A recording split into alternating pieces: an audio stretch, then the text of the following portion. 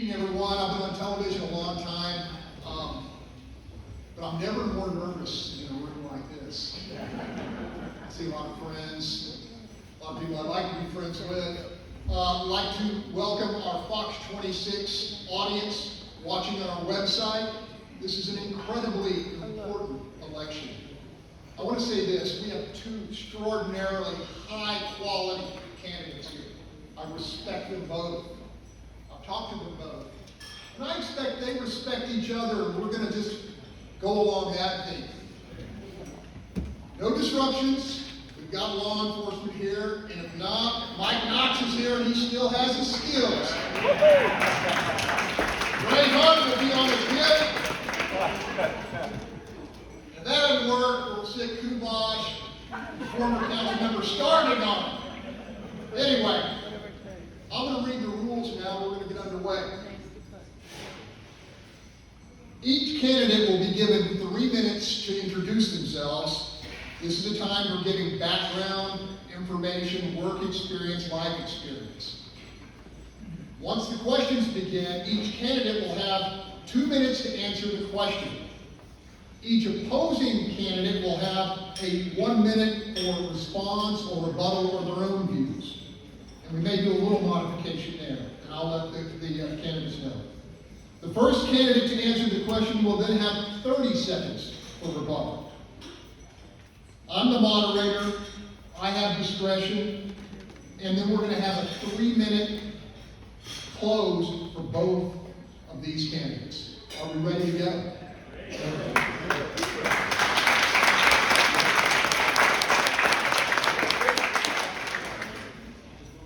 The all-important issue of public safety. By a magnitude of 5 or more to 1, deteriorating public safety and runaway crime are by far the most critical issues for Harris County voters. If elected, what is your plan to restore law and order to a massive community where residents across the spectrum are genuinely and justifiably afraid? And because I know y'all has great home training, we're going to start with the lady candidate, and I'm going to guarantee you equal time. Alex, take it away. I went straight to the questions. I've already blown.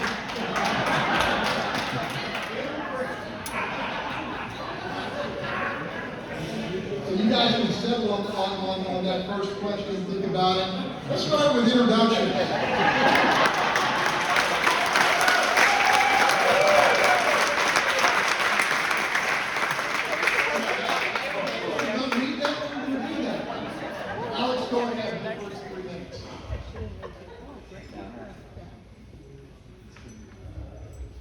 Good evening. Thank you all for being here tonight. It's obviously a great crowd. A lot of people fired up about meeting Lena Hidalgo.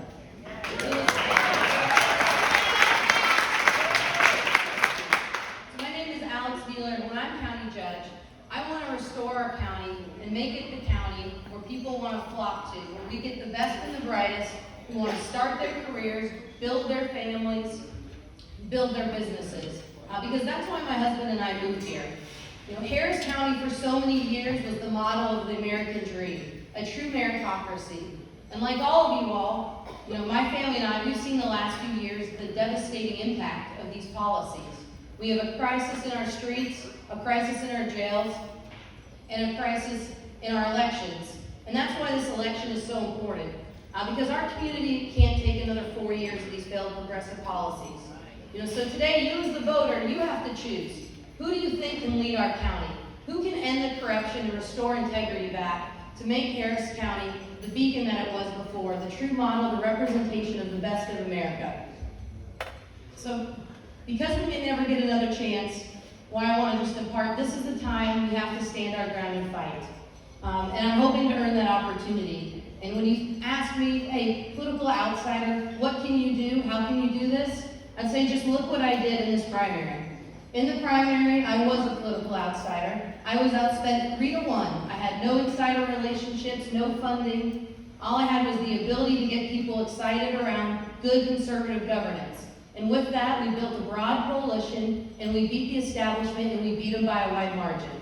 I have over 10 law enforcement groups that have gotten behind me and said, we trust you to tackle crime. Yesterday, I was fortunate enough for fire to weigh in. We typically don't see fire weigh in on county elections, but things are that devastating. Not only have we had strong first responder support, but grassroots leader, the Business Coalition, proud to have Mattress Matt, and many people in this room. I'm the only candidate with multiple county and city officials. Very proud to have the support of Steve Raddick, who's in the back, as well as Mike Knox. That's when I say, can you build a broad coalition? Now, what about your qualifications? Can you lead? All right, I am a political outsider. I spent my career in the military, right? So I have organized before, and I spent the next 6 years working oil and gas finance. I started my career at West Point. From West Point, I served in Afghanistan. I proved I can be calm in a crisis. I dismantled IEDs on my hands and knees. I can perform under pressure. And I'm hoping to earn your vote. Thank you very much, and God bless America.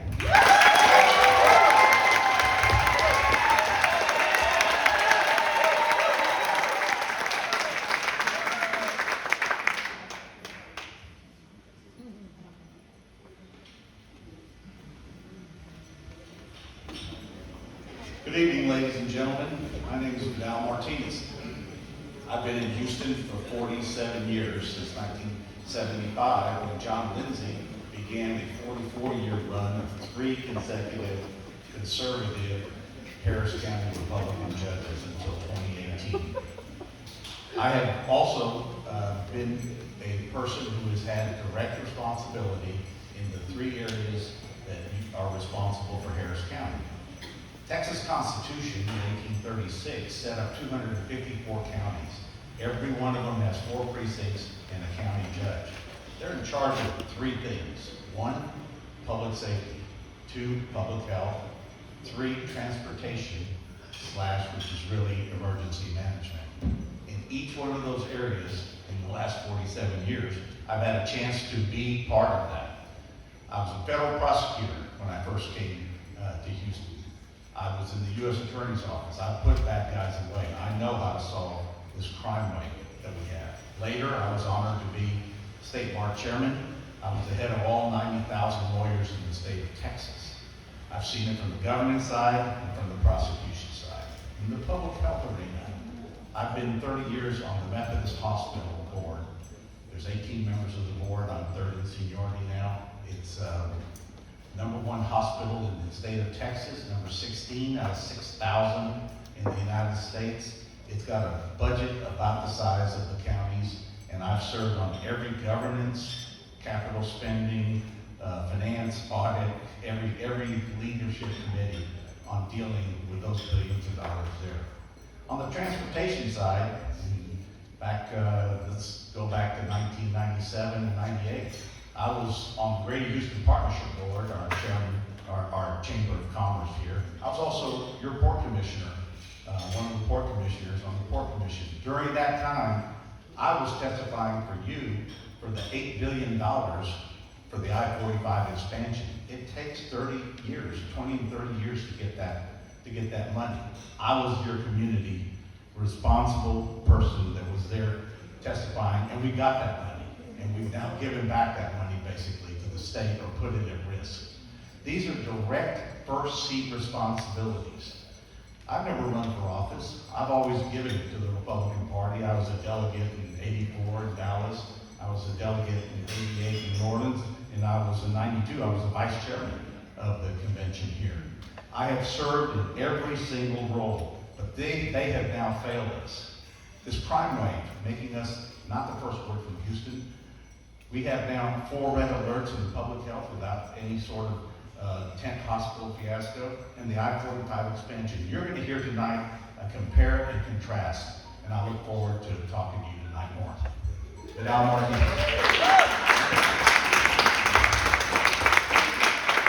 Well done, both of you. As I said earlier, deteriorating public safety and runaway crime, by far, I think everybody agrees, the most critical issue for Harris County voters. If elected, what is your plan to restore law and order to a massive community where residents across the spectrum are genuinely afraid? Ray Hunt said to me the other day, load your pistols, lock your doors. They're on the street. And he's a straight shooter.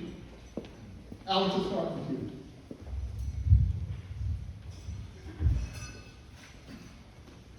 So in tackling crime, as a candidate, there's only so much we can do, but I've tried to take action even though we're only a candidate. So the first thing that I've already done is I filed an amicus brief to challenge the O'Donnell consent decree. O'Donnell consent decree is the legal linchpin or justification for creating this revolving door. When we take back Commissioner's Court and have a 3-2 majority, that won't say Alex Wheeler, that'll say Harris County. And when we do that, that'll change the legal backdrop. We'll be able to get rid of the Justice Administration Department, which is this essentially research arm that, as we all see the body count piling up, is putting out taxpayer-funded reports saying bail reform's working. That's not the problem. We all know bail reform isn't.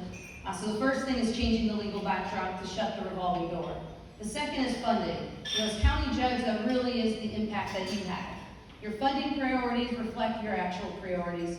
And when I started digging into our county budget, the first thing that was apparent jumps off the page is the shift. When we had John Lindsay, who I'm proud to have endorsed me, and Steve Raddick, law enforcement was almost a third of the general fund. Now, even though our budget's doubled in a few years, it's only 15%. So our same commissioners that can sit there and deny over 80% of law enforcement requests and have fund to add new bureaucrats, new departments, they're the ones that always say that there's not money for actual boots on the ground. Actual boots on the ground are what we haven't had, and things are so bad that our DA, who's a Democrat, has had to go and plead now twice. It took constables showing up en masse to make sure that we got prosecutors, because there is a backlog of over 100,000 cases. Not only do we have to fund, we have to start running night courts. We can start doing plea deals. We have to get through this backlog. Law and order has to be number one, and I'm committed to restoring that. Thank you.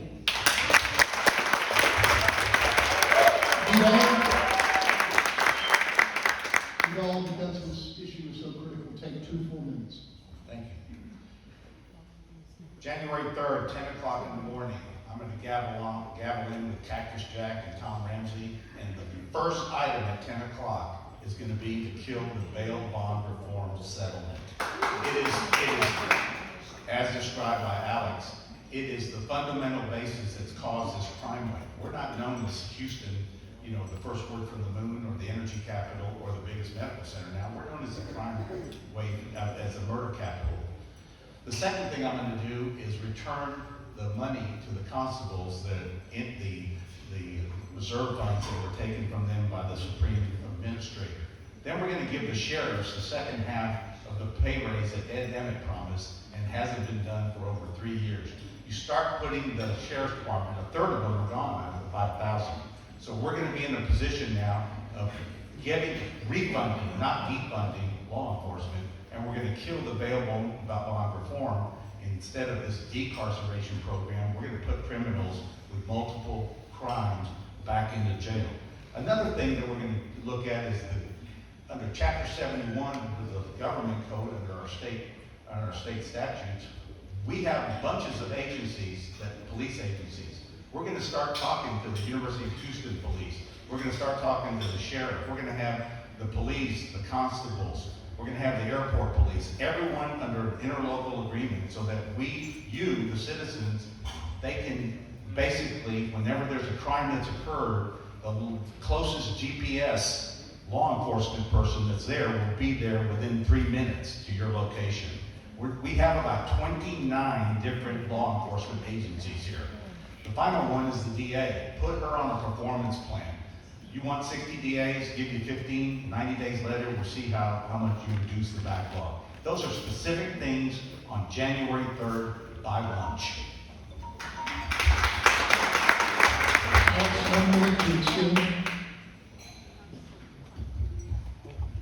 I think with law and order at this point, actually, most of Harris County is on the same page. You saw Senator John Whitmire have a press conference. That's very unusual now with David Cuevas, the sheriff deputies have endorsed. When you're talking about issues, 2,700 calls is what our sheriff deputies are responding to on average a day per deputy. So we have to dramatically expand the size of our academy classes.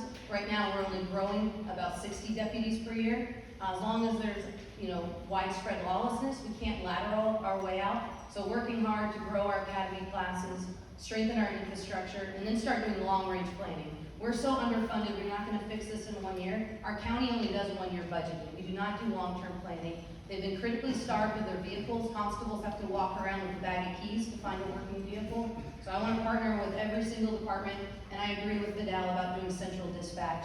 That'll lead to some efficiencies. Thank you. Everybody, the Pachyderm Club has asked us to hold our applause. I know these are great candidates, and we want to cheer them on. We will have that opportunity at the end, so please be respectful. Vidal, 1 minute to expand on the issue of permit.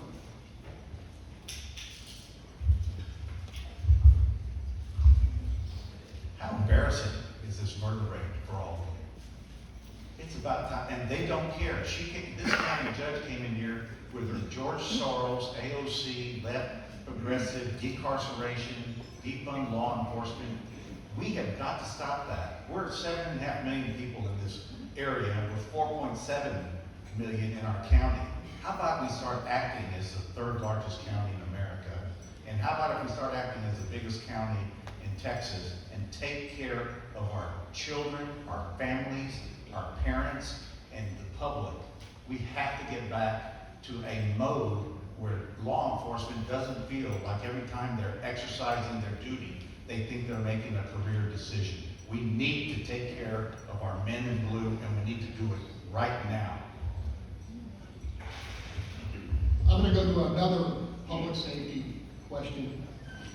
Harris County leadership has been sued in federal court by their own peace officers for refusing to address demonstrably dangerous and deadly conditions inside the grossly understaffed Harris County Jail. A female detention officer raped a special needs inmate beaten to death. Thousands of inmate-on-inmate assaults, hundreds of assaults on detention officers, rampant drug use, I could go on. If elected, what would you do to resolve the crisis and ultimately regain control? I'm going to start with you, Mel. Pretty pathetic situation in the jail. It's also pathetic what's happened in the sheriff's department. The sheriff's department has about 5,000 people. A third of them have retired or resigned because they didn't get their pay increase or because things have become so untenable. Another third is looking to retire or resign by the end of this year. We wind up with a skeleton crew in the sheriff's department. And why is that? It's money. They can go elsewhere. Councilmember Kubash right there, who supports me, and where's Mike Knox? He's here somewhere too. They just recently, a couple of weeks ago, raised the salaries for HPD. But an HPD HPD patrolman now makes $10,000 more than a sheriff officer. We can't do that. We can't hire. Nobody wants to come to the sheriff's department. So the way you fix this is you get them funded and you get the second half of that raise as the first one, then do a comparable study with all the big counties and see where we are so that we can employ them.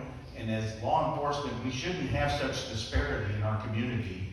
And this commissioner's court doesn't care that we're so out of whack, if you will, on our pay for our sheriffs. And that's who runs the jails. And that's who does most of the investigations in our community. It's a matter of money and will and changing this decarceration, defund law enforcement era. Alex, 2 minutes.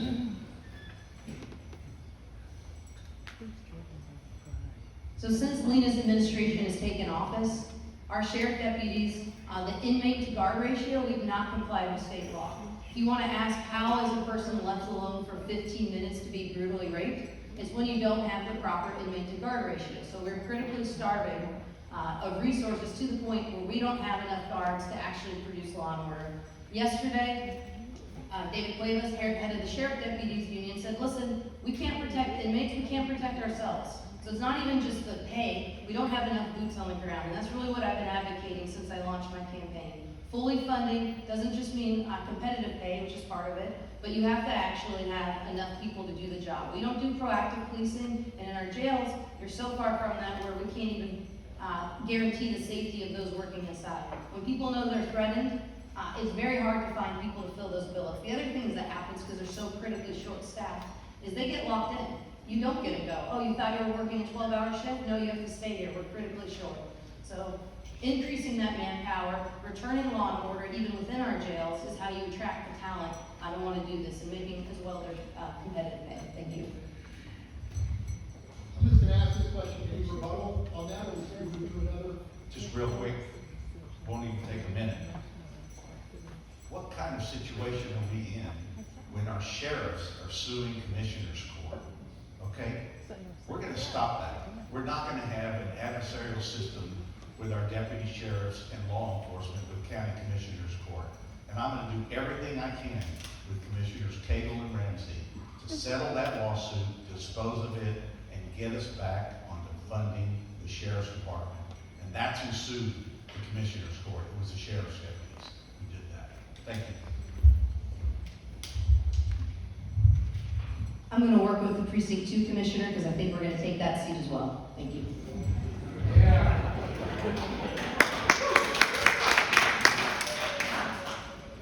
Flood control. In the wake of Hurricane Harvey, the most damaging natural disaster in American history, billions of local and federal dollars have been invested to make Harris County more resilient against future storms. The past 3 years, many believe the long-standing guideline of focusing on the worst first has been displaced, rightly, wrongly, by a policy of reparations for areas which claim they've been historically shortchanged flood mitigation investment. If elected, what would be your guiding principle in this critical process? Start with you, Don. August 2018, we passed the biggest bond election in the history of Harris County, $2.5 billion. It had several years of study before it came. It had engineering studies. It had environmental impact study. It had social engineering studies. Everything that came right before the vote came with 191 specific projects. North Houston listed this. Specific projects in your area, mapped out, and they were there with a dollar amount that added to $2.5 billion. When we passed that bond election, it was a contract with you all over the county on where these projects were going to go and what we were going to spend them on. 191 projects. We have now finished 18 of them over 3 years later, having commenced, including those 18, on 50 of them. Okay, and then now we're trying to renegotiate back inside the Beltway. These commissioners court don't care about anything above Beltway 8. And so they're trying to move the money around, move the projects around. They literally are taking a couple $100 million here and moving it into a precinct and just leaving the money sitting there in that county commissioner's precinct. We've got to get back to the original plan. We've got to go back, and we're out of whack too. They borrowed over $1 billion against that fund, and that's the matching component that comes from the feds. The Chronicle says it's $1.4 billion. We don't have that money sitting there because they use it for everything else in their social woke programs. So we're in trouble, and we got the bonding community. It's also a contract with Wall Street, and we have not met that contract either to you, the taxpayers, especially the north of Harris County, or to Wall Street that sold our bonds for us. Let's get back to the same plan. Alex, 2 minutes. So in the bond where we paid $2.5 billion of your taxpayer money, we're actually short roughly $1 billion. The reason you hear a lot of different numbers floating is because Rodney and Lena, they want to add projects. They have not changed our current projects. Adrian Garcia tried to, he did not get the vote. So we're roughly 20% through those 191 projects, and every week in Commissioner's Court, they actually do provide an update. But what is scary, and I do agree with, is the fact they are trying to switch them. I believe in worst first, but what does worst first mean? If you ask Rodney and Adrian, it's worst first plus a social equity adjustment. I define worst first by number of instances of flooding over a given period of time. And that's what they did before with a combination of shovel ready. We had very good news a couple weeks ago. We're HUD approved the first step of unlocking $750 million. Before we can get that money, we have to have our plan and distribution approved. So that's really where my effort and focus will be, because quite simply, we cannot afford to fund flood control entirely on our own. We're the petrochemical hub of the entire country. It is not just our problem. And when you look at what's going to happen with flood control, not only do we have this $5 billion of projects we're trying to fund, but thankfully the Army Corps of Engineers is looking at doing a tunnel system. That tunnel system is going to be another $5 to $6 billion, which we'll have to fund 25 to 50% of. So when you start doing the long-range planning, you realize how incredibly important it's going to be to form a real task force, not a lean Hidalgo task force of people sitting around talking about social equity preferences and preferred pronouns, but actual engineers and academic experts to go around and say, what are the legislative asks? And then you get with every congressional representative and state delegation, say, this is your ask from the state. The state has over $300 million of funding we're eligible for, and gosh knows there's sure plenty with HUD. Thank you very much. Yeah. You all, 30 seconds to close for debate. Nothing to add. Sure. Transportation. On the topic of mobility, no issue is more crucial than the multi-billion-dollar proposed expansion of I-45. The current Harris County Democratic leadership has litigated with Texas DOT over current plans which they claim disrupt and displace predominantly minority neighborhoods and their residents. Congressman Dan Crenshaw and many others have warned that Harris County and Greater Houston are in danger of losing that federal investment. If elected, what course would you pursue to preserve the project? And I'm going to start with you guys. So I think what happened with I-45 is some activists got in front first, and they really mismanaged and mismessaged it. So a lot of people got upset without really understanding. And part of it's even just the marketing. There is one environmental report, but really it's multiple projects. Right now, segment 3, which is even a confusing name, the ring around downtown, that's the part that's fully funded. It's very hard to understand what the objections are to that segment 3, because the majority, almost the top 10 congested spots in the state of Texas are right there, as well as it ranks pretty high in the top 15. It's about 8 spots in there. So from a safety issue, it's a no-brainer. When you think about hurricane evacuation, it's critical. And when you look at the displacement, it's Clayton homes. Those were projects that were damaged horribly during Harvey, most of the residents. So I think if you can go sit down, have those real talks again with people, there's different objections people have, but when you start looking even at segment 3, which is funded, $3 billion, most dangerous stretch of highway in Texas, I think you can make progress. The whole thing's very exciting, but it's about 10 years to get it done, and it's actually having dialogue, because Sheila Jackson, she's the one that actually filed the letter. That letter triggered the Title VI investigation. That's been going on for over a year. We were shovel ready a year ago. Because of that federal investigation, we're held up. So until DC changes, we have to get, right now Adrian Garcia's kind of straddling the fence, Mayor Turner's straddling the fence. They all know that at least part of this they want now, and trying to give them that opening to say, listen, I know you originally had concerns, they've adjusted the project, take a look at it now. Thank you. I'll take 2 minutes on this topic. These infrastructure projects, they take 10, 20, and 30 years to get. Again, in 97 and 98, I was testifying on behalf of our community to get qualified for the I-45 expansion. You have to get qualified, then you have to get funded. So those are 2 different mechanisms. You can have a bunch of projects like the deepening and widening of the port for $500 million every 5 years. Then you get authorized for it, and you still have to go fight for 200% of the authorized projects that are out there. This community went through decades of this effort. It wasn't a short term. It had hundreds and thousands of man hours that were applied to it. There are somewhere in the order of 70 different studies of one form or another from social engineering, social impact, transportation, what it was going to do to neighborhoods, what the eminent domain effects were going to be. When I was testifying in 97, 98 for that, this was a 1980s idea of Bob Lanier, our mayor here, when he was chairman of the Texas Highway Commission. That's how long it takes. The state basically gave us a check for $8 billion. We turned around and said, no, we want to renegotiate. TxDOT said, you can't renegotiate. We've got decades worth of plans here. And so we turned around and sued. All right? This is not something, no county has ever done that before in the history of Texas. We get to the very end of the process, they say commence. As Alex said, we were shovel ready. The next day we could have started that.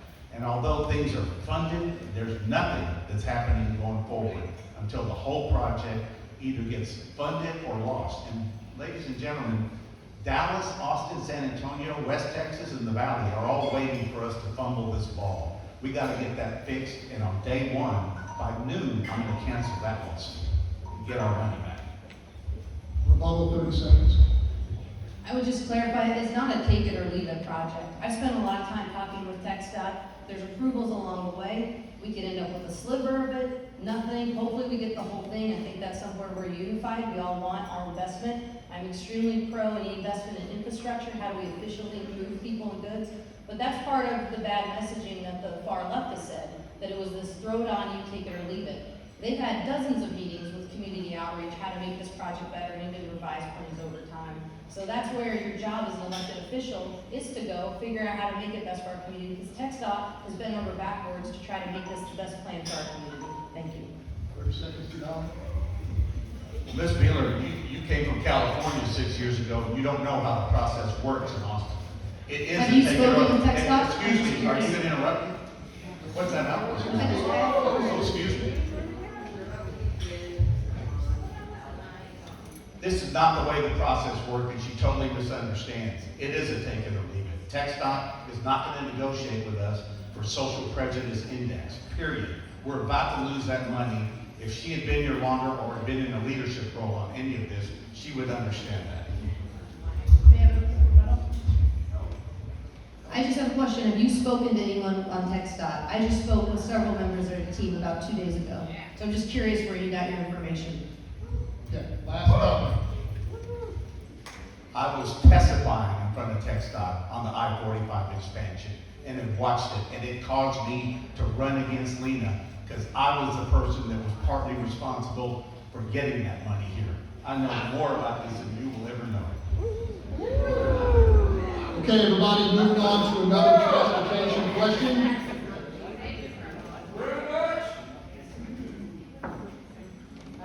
How do you, as a candidate, see the future of Harris County toll roads and the revenue they generate?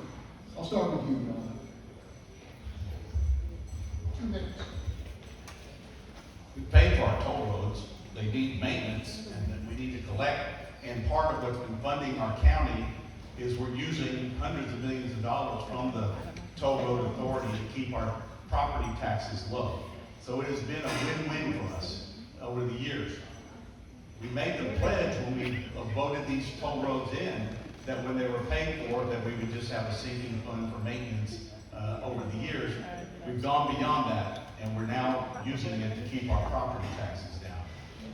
I'm for an analysis of when and where we need to go with that model out there.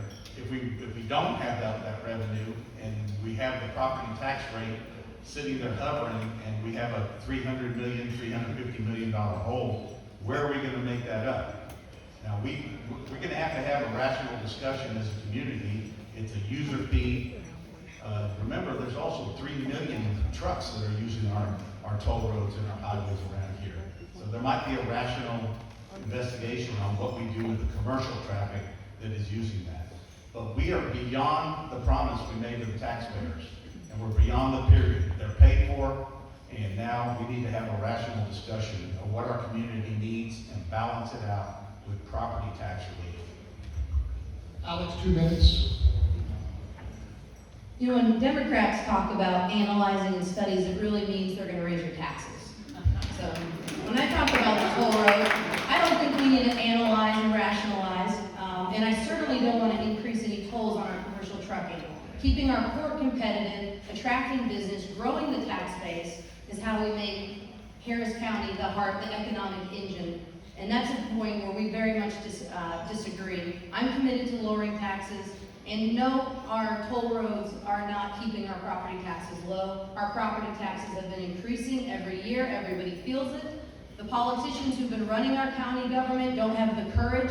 They're cowards. They're doing backdoor tax increases. You would raise your hand and get a rate. Instead, our appraisals have gone up 10% every year, 10%, and then this last year, 20%. And even with all that spending, they're deficit spending. Ed had a $3.5 billion budget, and we were building a surplus. We took in $4.5 billion. Lena's last year, we spent 7.6. We only took in 7.1. We lost population in that time. There's never enough money for what these people will spend. My commitment is that we will lower your real taxes, and that toll road money is actually going to go to roads. I think every person that drives a sedan in Harris County is brave. I don't know how you do that on our potholes. If our toll road money actually went towards roads, we could look like a first world country and not the banana republic they're turning us into. Thank you. 30 seconds. Again, you just got here from California and having served 6 years ago, and when you sit on the port commission, when you sit on the port commission, you know what the user fees that are available to you. They get charged that at every one of the barber's cut, at the port terminals. It's a matter of adding a toll at the container ships. This is not anything that would cost the taxpayers any money, and it's a user fee that would help us keep our taxes low and use the total of money for what it's supposed to be. 30 seconds, Alex. I just think it's interesting that he always likes to bring up that I was up here only 6 years ago, because I wonder if you have a problem with what I spent my 10 years doing in the military. Was that offensive to you when I was in Afghanistan? Because I didn't see you in Vietnam. Moving on.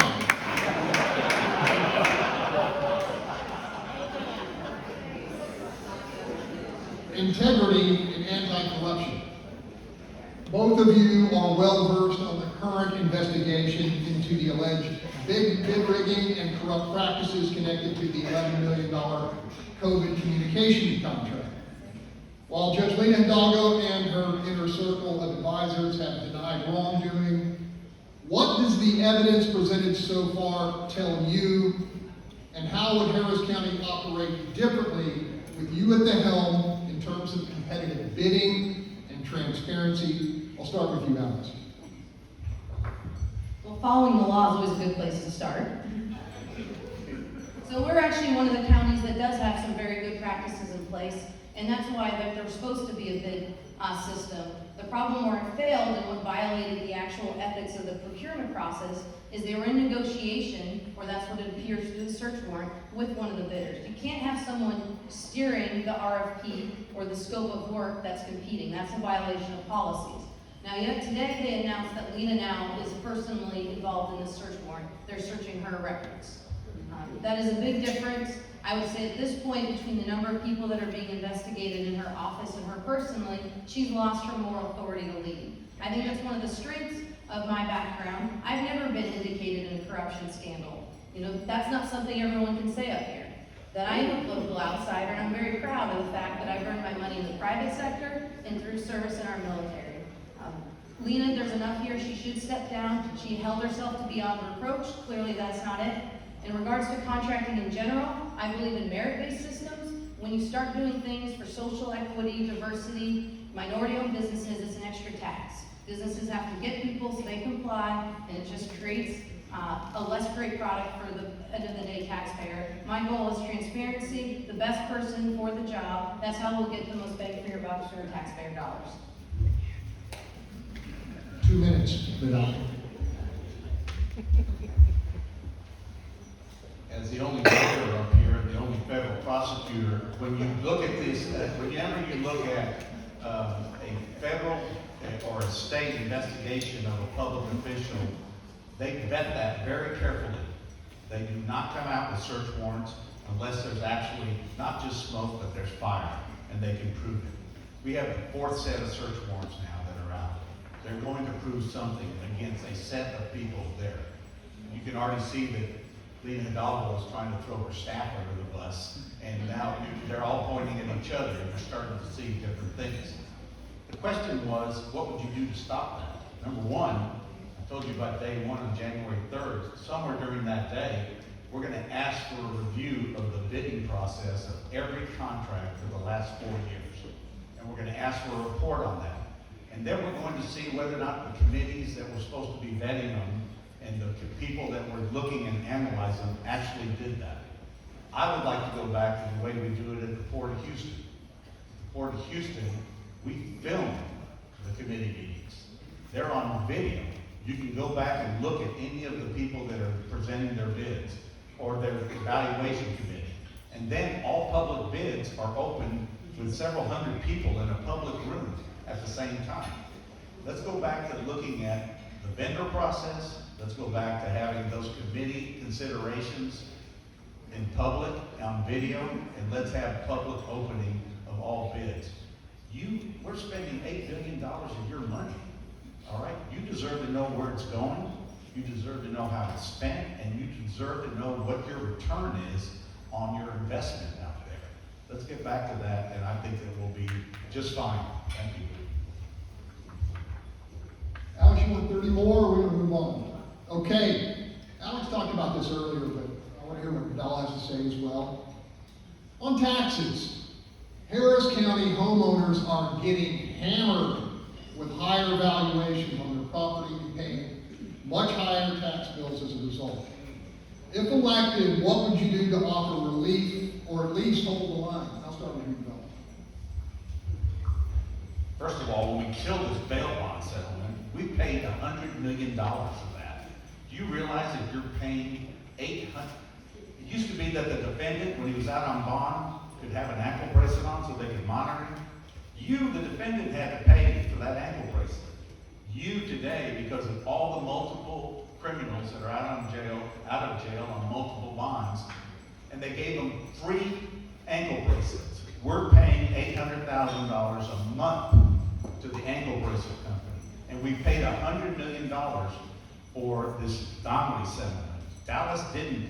They were vindicated at the Fifth Circuit, and we've settled that. So you start, number one, $100 million up. You don't do things like tent hospitals and the NRG and spend all those tens of millions of dollars and didn't see one patient. You don't start with corruption contracts for $11 million. There is so much fat. They have doubled before Emmett left. It was under $4 billion. Now it's $8 billion. Folks, in 3 years and a couple months, they've doubled your budget. Let's get back to, with inflation and growth, we should be somewhere between $5 and $5.5 billion. Let's go in there, cut out the bureaucracies. We've hired way too many people, and in the first 100 days, we're going to figure out where they were, and we're going to give them their COBRA coverage and tell them to go home and find new health care. Alex, 2 minutes on this issue. So we are going to lower the tax rate, and the reason we can do this, what we've all spent talking about here, is crime is the #1 issue. For the last few years, we've spent $1.1 billion. The forward 22 budget's going to go up to 1.3. Now, as Vidal has mentioned, almost $8 billion total budget. When you look at the general fund, that's roughly $3 billion. We're not talking about adding billions and billions of dollars to fund core services. We're talking about a few $100 million to get us where it's healthy. That's why you can cut all these programs, because we have an Office of Sustainability. We're in preschool education. You know, we drove a truck, and I say we, but our county government, through all these small businesses, by unnecessary lockdowns, we decided who was necessary, who wasn't, right? We told people we were controlling your mandates. We did all of these things, and at the same time, we raised the tax burden. You know, Lena created an Office of Economic Opportunity. Well, instead of that, why don't you let things be open, get more efficient regulations, increase our permitting time. Right now, it takes months for people to get permitted and do businesses. Those are all extra taxes.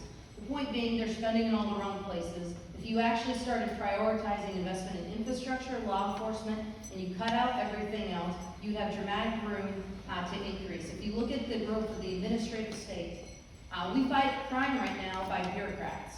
So we added David Berry at $400,000. We made him our administrative budget director. Now he has 5 deputies. Those each make 250,000. So when Lena and I deny over 80% of budget requests, we just hired a bureaucrat for 250,000, and he's gonna have his staff. And the layer cake goes on and on and on, and that's what's been so dangerous is it's top-heavy, very expensive white-collar employees. Meanwhile, there's not enough money for our jails, there's not enough money for boots on the ground. We have to lower taxes, there's ample opportunity to cut the fat. Thank you.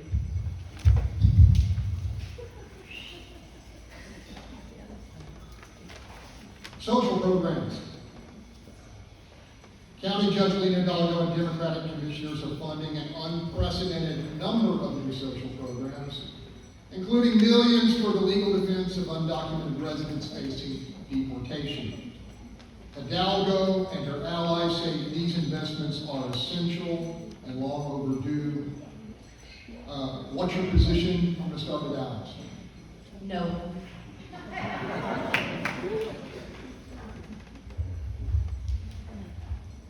We have 90,000 asylum illegal immigrants in our community right now.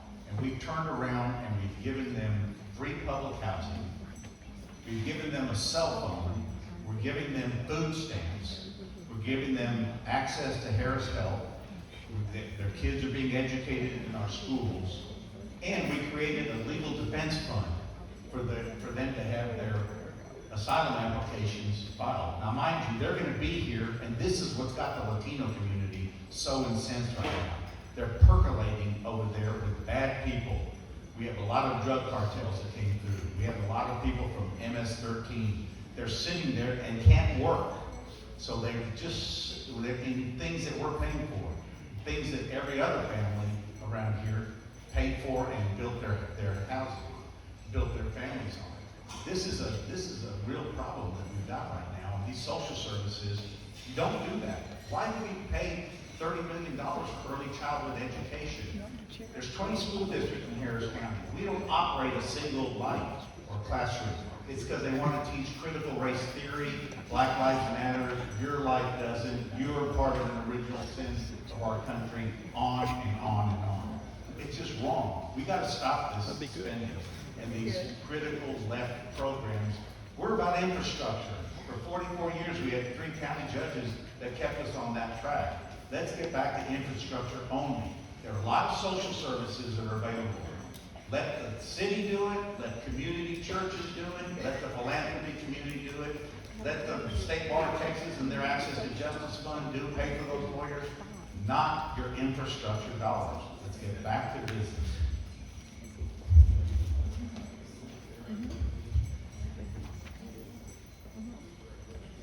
And there's always going to be different issues, and what I think is helpful is to understand how do you think, what is your philosophy of conservative governance? To me, conservative governance is when the government is only involved in the things that require collective action. Your security, you need law enforcement, you can't do that for yourself. Our roads, bridges, flood control, those are things that we need government involved. Where we don't need government seems to be where Lena wants to spend all her time. She wants to tell your kids whether they should be vaxxed or not, whether to be maxed or not, whether your business should be open and closed. Individual decisions belong with individuals. We're not the life of Julia. If you remember the Barack Obama cartoon, at every step of your life, that's what they've tried to recreate at our county level, and that's why I just said no, because it's not even a compromise. All of this growth of the state, if it wasn't there under Ed Emmett, it's a very high bar for why we should have it again. The number of departments we've added is almost too many to count. We've got at least 12 new departments and a host of new bureaucratic positions. We have to return power back to the people and get back to doing a few things and do it well. Thank you. 30 seconds? You're good. Okay. My role is nonpartisan, but I have a partisan question. You understand? All these folks here, or a good many of them, might be concerned about how you spend your personal money as an indicator of values. And I think I've been asked to ask you if either candidate has contributed money to the other party at any given time. I will start with you, Don. First, that question is coming around the social circles as an indicator of whether or not I'm a real Republican or not. Since 1980, I voted in every Republican primary. Since 82, 84, I'm a delegate.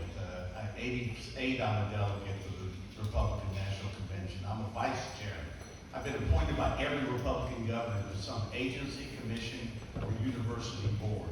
I have given over you can measure these things now, I've given over $200,000 to Republican candidates.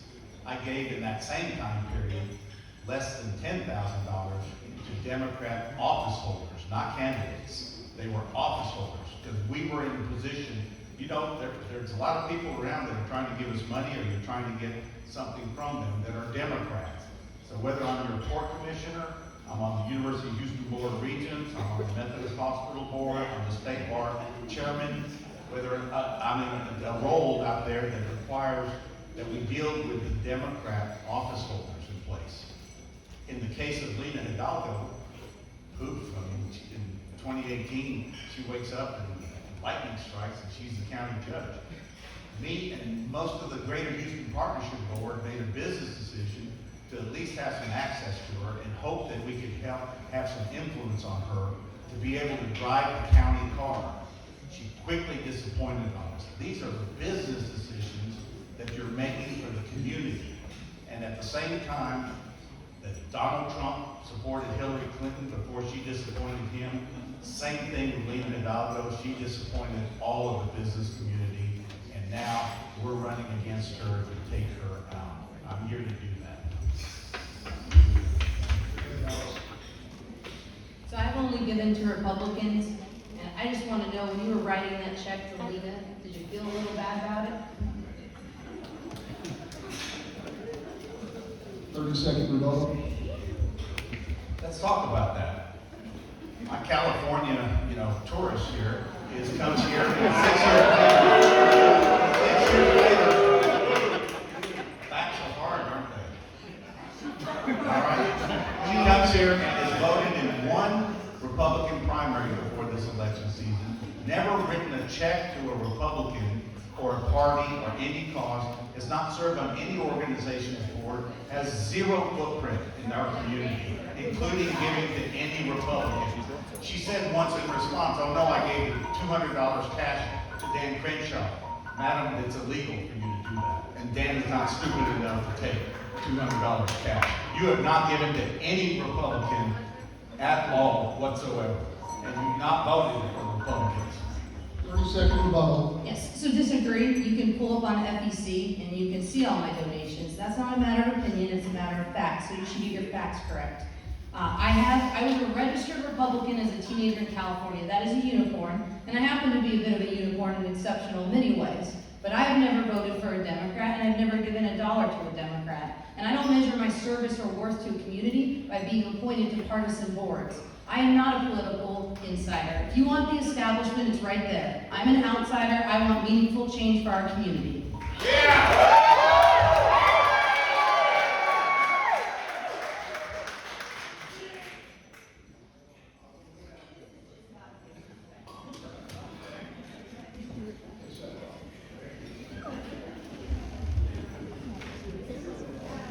Okay, we're coming to the end of our questions, and then we're going to let the candidates close in a substantial way.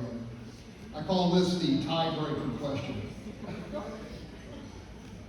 And I'm talking about these two candidates who I respect. And I assure you there are plenty of voters who admire you in this room. They respect you both. But ultimately can choose just one. With that understanding, what quality or qualification should be the tiebreaker for these voters? And I'll start with you, Don. Electability. You can be qualified, you can be experienced, but you have to be electable. And I'm just curious that my opponent just said that I was part of the insiders. Her supporters are the River Oaks crowd. Her next fundraiser is at Ned Holmes' house, right next door to River Oaks Country Club. Richard Winkley supports her. She has the ultimate insider group right now that's supporting her. Kind of curious that she made that statement. So, electability. This race is about a race for the Latino community's heart and soul. It's up for grabs right now. The Democrats abandoned the Latino vote. There's 3.1 million on the Texas border. There's 3.2 million in our area. Latinos have switched in the two biggest counties, 2 out of the 4 biggest counties on the border. Right now, we are fighting for the soul. AOC came out and said 3 weeks ago, 4 weeks ago now, you keep Lena Hidalgo in there, she locks in Houston as deep blue, and then there's 5 big counties become that, and she's your next governor in 2026. That's what's going on here right now. You gotta have somebody that's been in my community. Que puede hablar español, a ellos, y para ellos. If you can't talk to them, you can't talk for them. I've been out there. I've been in every single Latino organization, chaired it, been honored over there. I was Mama Nifa's personal lawyer. I filed a lawsuit against the city that got the 2 extra seats from 14 to 16 for the Hispanic community. I am well known out there. I am going to represent my community, and I'm going to spend the next 4 years after I'm elected. We need 5 to 8% of that vote. And electability is a very strong third component. You can be qualified. She has no experience here, but she is totally unelectable. And in my closing statements, I'll talk a little bit more about that. Alex, qualification and quality that should be the tiebreaker. So the tiebreaker should be who can lead with integrity and honor. That's what's been missing in our county government. There's corruption at multiple levels. So what I'd say about electability, because this has come up quite a few times, is I am second generation Hispanic. I am not fluent. I've never purported to be. I actually think it's a great thing you are, making sure my kids are. Bulk of my family is fluent. I unfortunately not. But that's not a disqualification to lead. Right? I've been enabled to get today, Bienvenido has endorsed me, Hispanic organization, Libertad, Nicaraguan, Venezuelan, and Cuban refugees. People get excited about liberty. That's what we haven't had. We have not had freedom in our local government. I'm also proud to have the support of Houston Police Officers Spanish-speaking organization. Again, that wasn't because I looked a certain way or sounded a certain way. It was because they trusted me to lead our county. What you need to understand, and we often think about, is this is the 3rd largest county. Over 150 languages spoken. When you start dissecting and disintegrating people, tearing them down, that's divisive language. And when you donate to Democrats, you start sounding like them, and that's their game. They want to say, I want so many quotas of you, so many of this. How are we separate and different? What I want to do is get people fired up about good conservative governance. And that's what we did. I ran a grassroots campaign, and we got people excited and motivated, ran a real ground game. Now, you mentioned about having the River Oaks set behind me. They were not part of my campaign before, but it's funny, most of them have been on board with you, and they didn't choose you. What does that say about your character?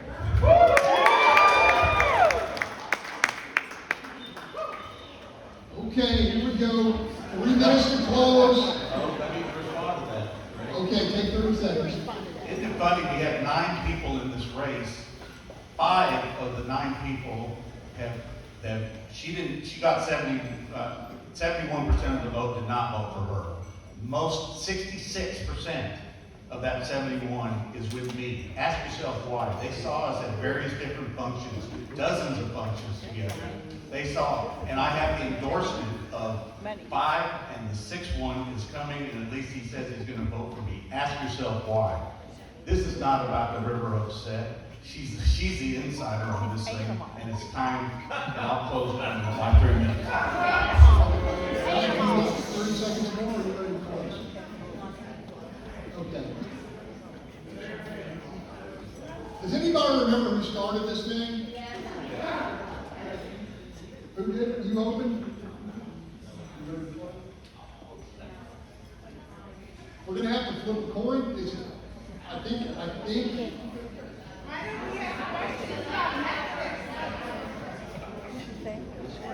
All right.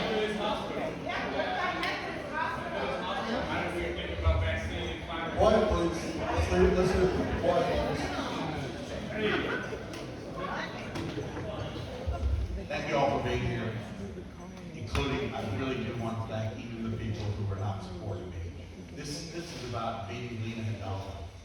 And down the road, if If Alice is our nominee, I'm gonna support her. She's already said in public that she would support me.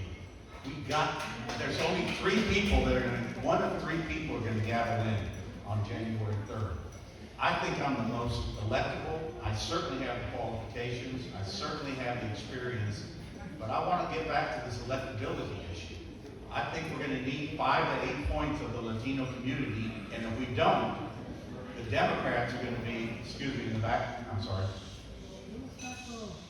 If we don't get that set up for this fall, the Democrats this is a national race for them too. You can see AOC, that she's raising money all around the country right now for this. And I think that there's an issue with regarding, this is the future of the Republican Party too, is the 3.2 million that are sitting right here. We're gonna have a sustained effort to bring in the Latino community. And Ms. Miller has brought into this campaign, she doesn't speak Spanish, but she's Hispanic, and she is the granddaughter of Alejandro del Moral, and she respects him and learned from him.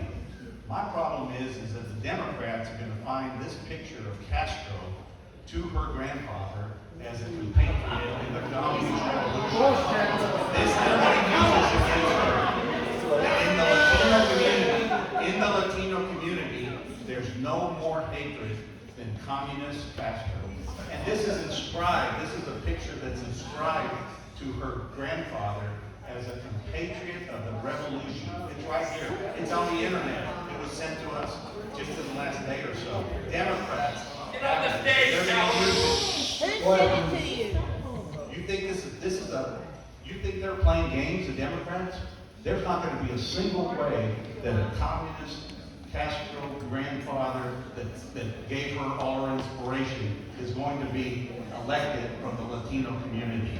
And then you have to look at electability. And if you don't, we're going to lose this race. We haven't won this race by any chance. No matter the wind behind our back, no matter how bad Lena is, we have to be in a position where we can take that seat back. Ronald Reagan said, nominate the most qualified individual who can win. Ask yourself, who can beat Lena this fall? And ask yourself, who's qualified in the general election to be able to go after the Latino community. I'm the only person that can beat her. I look forward to your support down the road. Thank you. So this evening I'll be uploading an award from the city of Los Angeles honoring my grandfather. He led the opposition against Franco, a dictator and a fascist. For that, he was put in a concentration camp in BC, France. He gave up everything, his family, that's why I still have family in Spain. This man chooses to spit on my grandfather's grave. He took in people from the Bay of Pigs. He fought Fidel, and that's why he's been honored. To say that my grandfather is a communist is the most insulting thing. You are the one that has supported and donated to communists. My family spent our life fighting against strong government, and the fact that this is your attack, that's pathetic. You do not unite and get people excited. We have to fight Lena. She truly is a communist. But your desperation, the best thing you can get on me is whatever this photo is. My grandfather started, and these are his supporters. But I guess I'd like to just take a minute back. At least you're finally starting to say some of the things your surrogates have said. I've seen the way you run your campaign, and I don't respect it, and I certainly don't respect what you just did to my grandfather.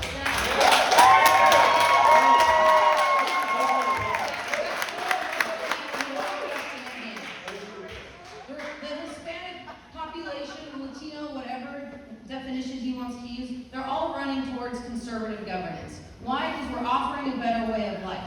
And it's not just them, it's everyone. And if you look at what happened with Cy-Fairs flipping its school board, you look at Virginia and Youngkin, and then you look at Bridget Wade getting an HISD, it wasn't one particular demographic. You know what it was? It was parents. Parents realized that their kids are what are under threat. And I happen to be a parent of young kids and uniquely situated to activate that base. But I don't want to pick one minority group over the other. I want to bring everyone. 150 languages in our county we're going to bring to our party because we're offering a better way of life.